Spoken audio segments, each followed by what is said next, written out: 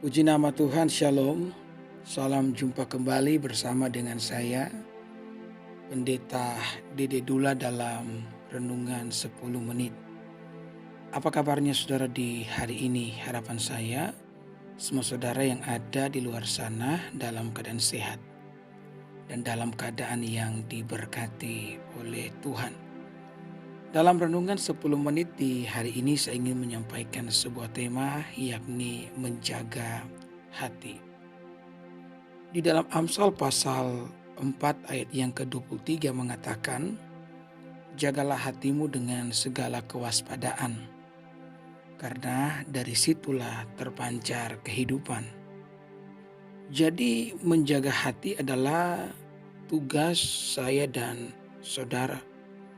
Kita tidak bisa hanya sekedar berdoa, "Tuhan, jagalah hatiku."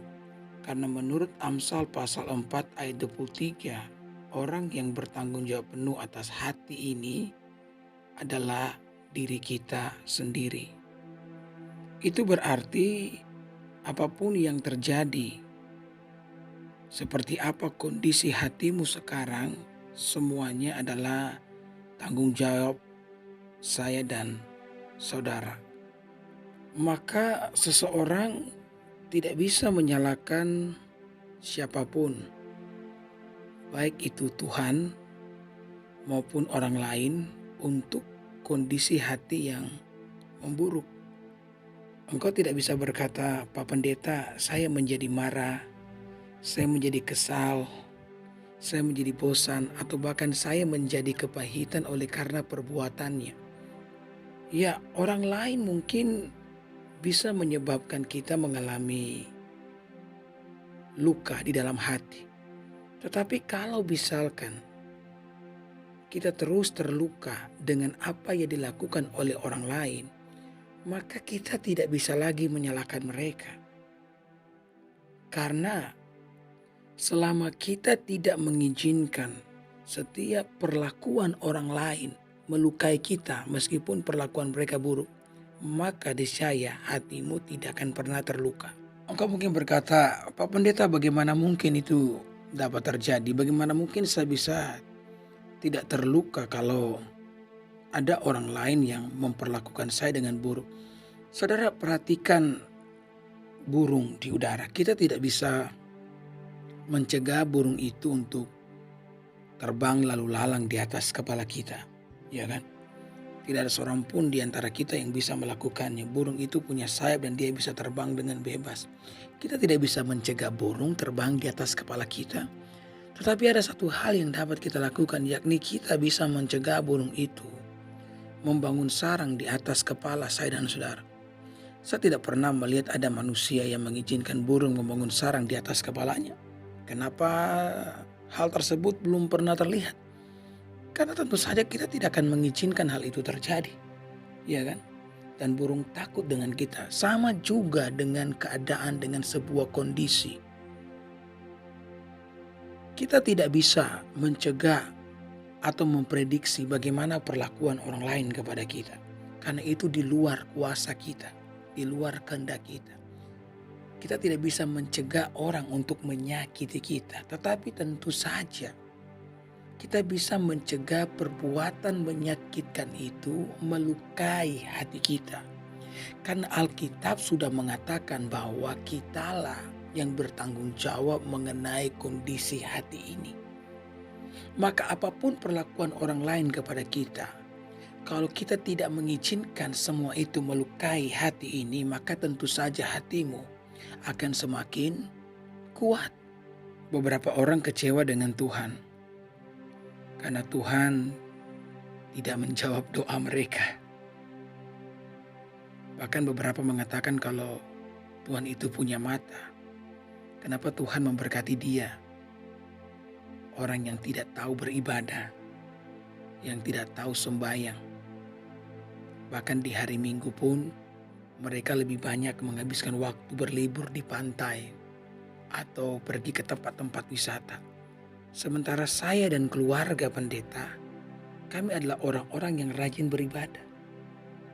Tapi kenapa kehidupan kami begitu kelihatan menyedihkan. Kehidupan mereka yang tidak taat kepada Tuhan jauh lebih baik daripada kehidupan kami. Atau bahkan ketika saudara sementara berdoa untuk anggota keluarga yang sakit, katakanlah engkau orang tua yang sementara berdoa buat anakmu yang sakit dan anakmu tidak kunjung sembuh, engkau menjadi kecewa. Seorang bapak pernah berkata kepada Tuhan ketika anaknya mati karena penyakit kanker. Di dalam kesedihannya yang begitu dalam dia berkata, Tuhan, di manakah engkau ketika anakku mati?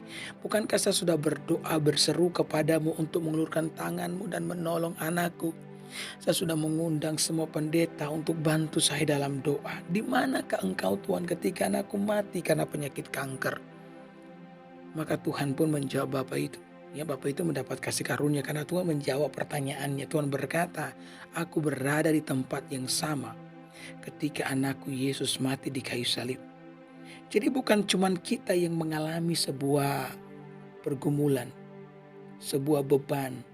Yesus juga pernah mengalami di atas kayu salib. Dia berseru kan, Eloi, Eloi lama sabachthani. Dan sepertinya Bapa tidak berbuat apa-apa. Sama seperti pergumulan yang kau alami hari ini, sepertinya Tuhan tidak berbuat apa-apa. Tetapi di balik diamnya Tuhan, Tuhan itu punya rencana atas kematian Yesus. Karena Yesus tidak selamanya mati, Yesus akan bangkit. Dan ternyata kematian Kristus mengerjakan keselamatan bagi saya dan saudara. Demikian pula pergumulan setiap kita. Saya percaya di balik diamnya Tuhan itu, Tuhan memiliki rencana atas pergumulan yang engkau alami. Nah, engkau akan mengalami rencana Tuhan dan rencana Tuhan akan tergenapi sehingga engkau akan bersuka cita karenanya apabila engkau menjaga hatimu dan tidak menjadi kecewa bahkan kepada Tuhan itu sendiri. Jadi sekali lagi, orang yang bertanggung jawab atas hati ini adalah saya dan saudara. Kita perlu menjaganya agar tidak menjadi kecewa, agar tidak menjadi putus asa, ya, agar tidak menjadi penuh dengan kebencian. Hatimu harus tetap bersih, hatimu harus tetap murni, hatimu harus tetap kuat sampai di mana Tuhan menyatakan segala kebaikannya di dalam kehidupan saudara.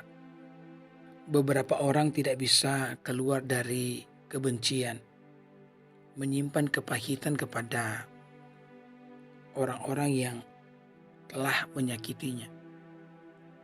Saya sering kali berkata bahwa meskipun engkau adalah pihak yang dikorbankan, engkau benar, tetapi engkau disalahkan begitu, engkau pihak yang terzolimi. Meskipun seperti ini kondisinya, kalau engkau hari ini berdiri di atas kepahitan, engkau berdiri di tempat yang salah. Kita tidak bisa menggunakan apapun untuk membenarkan semua perasaan pahit yang kita alami. Karena kepahitan hanya akan membawa kerugian bagi diri kita sendiri. Maka sebelum kepahitan itu membunuhmu, maka lebih baik engkau mengampuni setiap orang yang telah menyakiti saudara. Alkitab mengatakan bahwa kita perlu menjaga hati. Kenapa? Karena dari situlah terpancar kehidupan. Jadi hati kita ini adalah sumber, ya, bisa dikatakan sebagai sumber mata air. Yang apabila sumber mata air itu tercemari oleh polusi, katakanlah, maka kemanapun air itu mengalir akan membawa polusi, air yang tercemar. Saya ingat satu peristiwa ada di sebuah desa, orang-orang mulai mengeluhkan air sungai yang menjadi sumber mata air bagi mereka selama beratus tahun. Tiba-tiba air itu menjadi beracun.